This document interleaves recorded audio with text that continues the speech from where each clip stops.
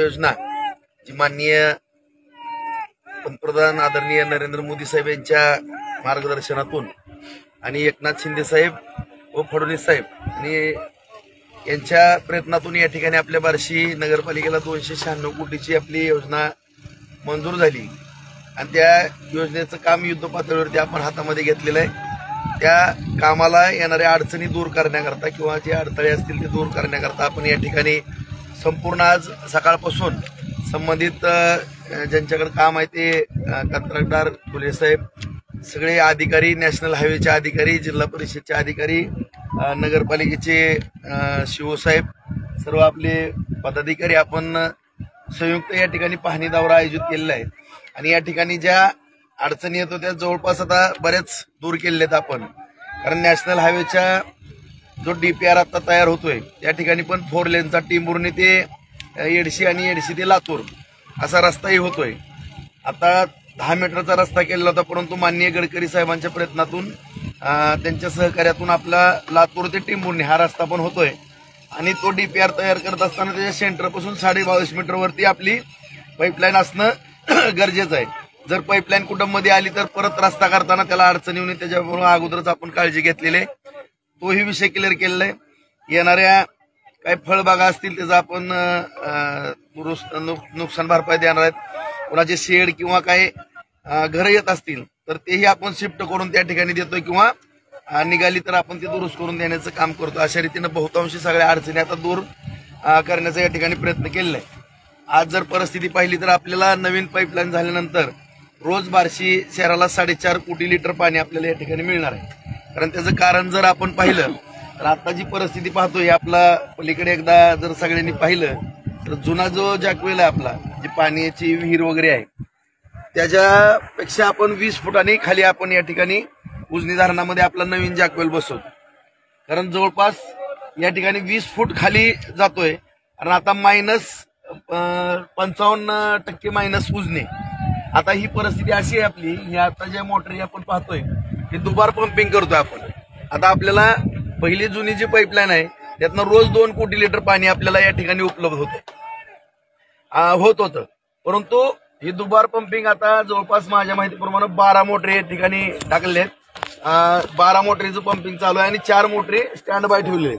जर काय अडचण आली तर परत त्या जळाली एखादी दुसरी तर ही करून, परंतु आता 12 मोटरीनं पंपिंग करतोय आणि त्या ठिकाणी त्या चारीत घेऊन परत विहिरीत जाते आणि विहिरीतून परत आपण पाणी उपसतोय।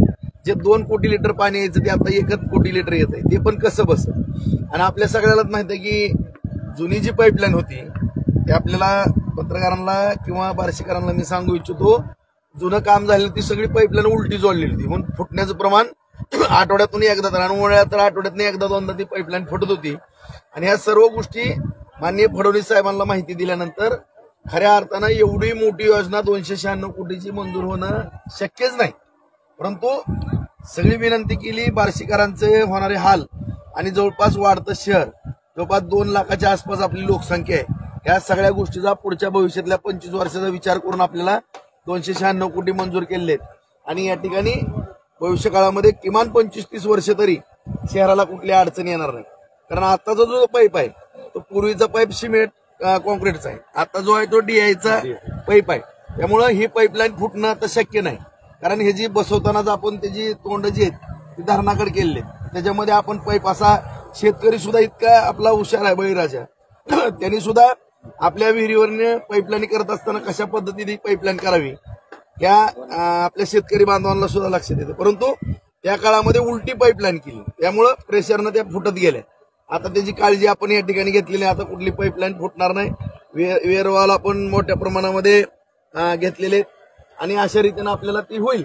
परंतु आता जे संकट आपल्या बार्शी शहरावरती आलेलं आहे त्यामुळं मी आज सगळ्या पत्रकार बांधवांना, युट्यूबवाल्यांना सगळ्यांना मी मुद्दामून या धरणावरती घेऊन आलेलो आहे की ही वस्तुस्थिती या ठिकाणी बघा। कारण या ठिकाणी दुबारा पंपिंग करताना हे पाईप ओढायचं म्हणलं तरी चिखलातून सोपं नाही, बोटीमधून आपण ओढतोय आणि एवढं सारखं आपल्याला सरकत जावं लागतंय। -56 उजनीचं धरण आहे, धरण जवळपास आता पूर्ण आणखीन आपल्याला किती लांब जावं लागतंय, ही परिस्थिती गंभीर आहे। आणि नशिबानं यावर्षी पाऊस चांगला असं म्हणलं जातंय हवामान खात्यानं, त्यामुळे एक आनंदाची वार्ता आपल्याला मान्सूनची आलेली आहे। माझी बार्शी शहरातील नागरिकांना नम्रतेची विनंती आहे की आज या ठिकाणी या सर्व गोष्टीचा विचार करून आपण सर्वांनी कुणीही नाराज न होता, 1 वर्षाचा विषय आहे, या ठिकाणी आम्ही जेवढं शक्य आहे टोकाला जाऊन प्रयत्न करतोय।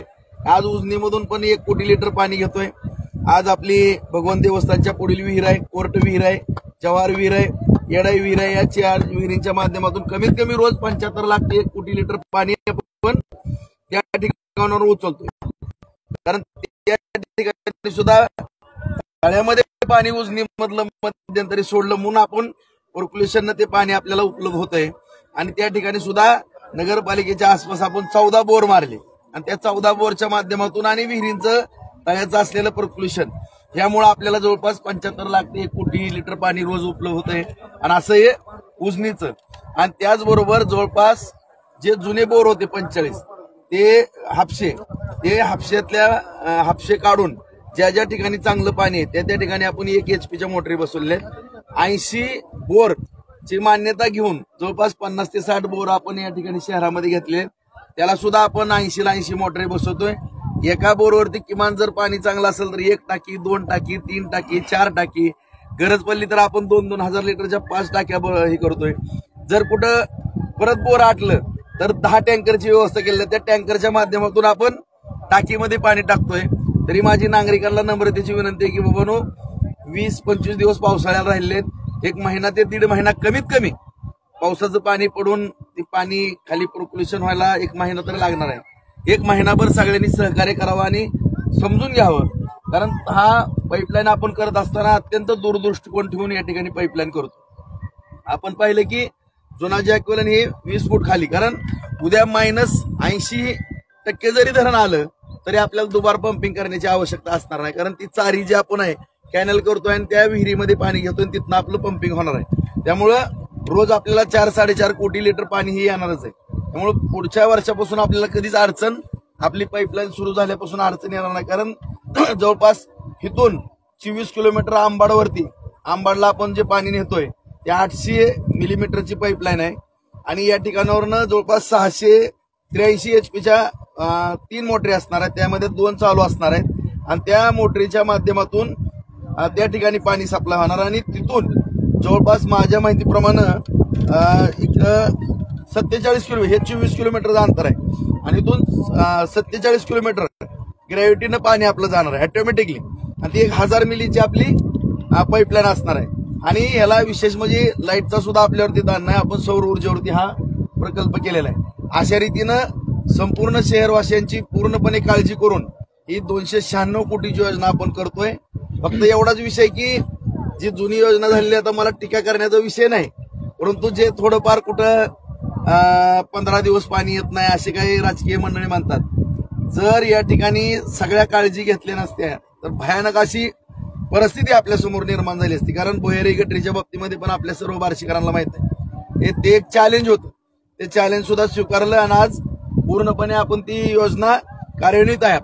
त्याच पद्धतीनं इतर महापालिका किंवा नगरपालिकांची जर परिस्थिती पाहिली राज्यातली तर माझ्या माहितीप्रमाणे 3-3, 5-5 वर्ष ही जुनी पाईपलाईन होत असताना सुद्धा सगळ्यालाच माहित आहे पहिल्या टर्नला मंजुरी, दुसऱ्याला काय, तिसऱ्याला काय, टोटी, चौथ्याला काय झालं। तसं आम्ही न करता ज्या दिवशी मंजूर केली आचारसंहितेच्या अगोदरच 2 दिवस वर्क ऑर्डर दिली आणि युद्ध पातळीवर जॅकवेलचं तर काम माझ्या माहितीप्रमाणे 15-20 दिवसामध्ये पूर्ण होईल आणि ही योजना सुद्धा पुढच्या उन्हाळ्यापर्यंत पाणी कसं येईल या दृष्टिकोनातून आम्ही टोकाला जाऊन, कारण वर्क ऑर्डर दिल्यापासून तशी तर कॉन्ट्रॅक्टरला 2 वर्षाची मुदत असेल, परंतु त्यांना 1 वर्षाची मुदत वाढ मिळते। आम्ही त्यांना पूर्णपणे विनंती केलेली आहे सगळ्यांनी की आम्हाला काही सांगू नका, सगळ्या यंत्रणा कोशिश करा आणि 1 वर्षाच्या आत आम्हाला पाणी मिळालं पाहिजे। अशा पद्धतीनं मी असेल, माझे सगळे सहकारी असतील, पदाधिकारी असतील, मान्य मुख्याधिकारी असतील, नगर अभियंता असतील, नॅशनल हायवेची टीम असेल, जिल्हा परिषदेची टीम असेल, काही ठिकाणी PWDचं आपल्याला मदत घ्यायची, काही शेतकरी बांधवांची मदत घ्यायची, सगळ्यांच्या या टीम वर्कमधून आपण 1 वर्षाच्या आत पाणी नेण्याचा त्या ठिकाणी आटोकाट प्रयत्न करतोय। परंतु हा प्रयत्न करत असताना जी वस्तुस्थिती आहे ती सुद्धा आपल्या जनतेच्या निदर्शनास आणणं आमचं कर्तव्य आहे। ही वस्तुस्थिती एवढी भयावह परिस्थिती निर्माण झाली आहे, माझ्या माहितीप्रमाणे एवढी परिस्थिती कधी झाली नव्हती, परंतु त्याच्यावरती बोर, टँकर, टाक्या या सर्व गोष्टीवरती विहिरी याच्यावरती बार्शीतलं लोकलचं पाणी या सगळ्या गोष्टीवरती माफ करतोय।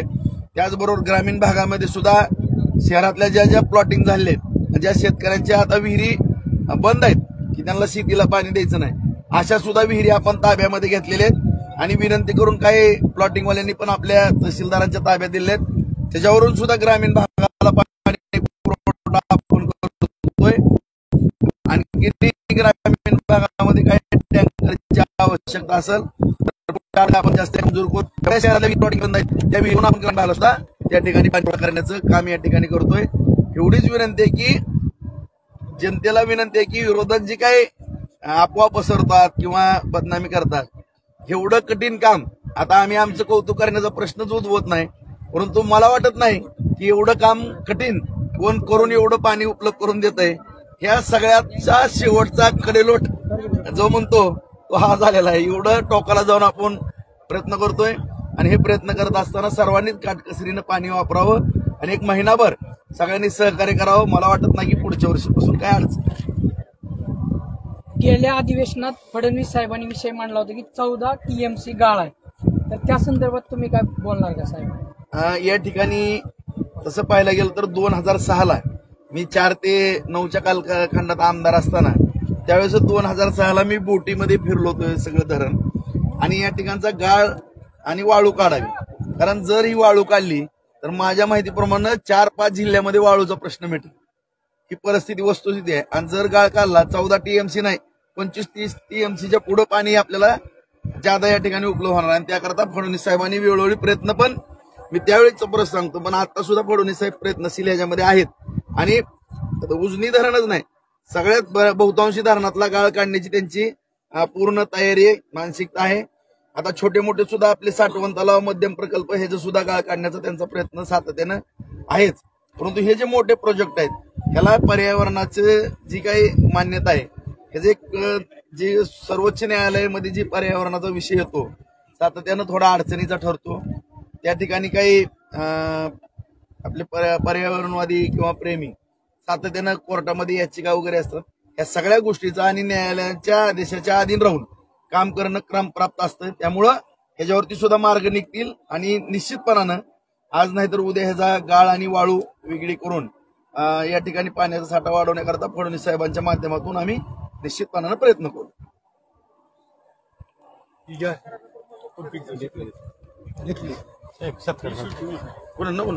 नको ऐका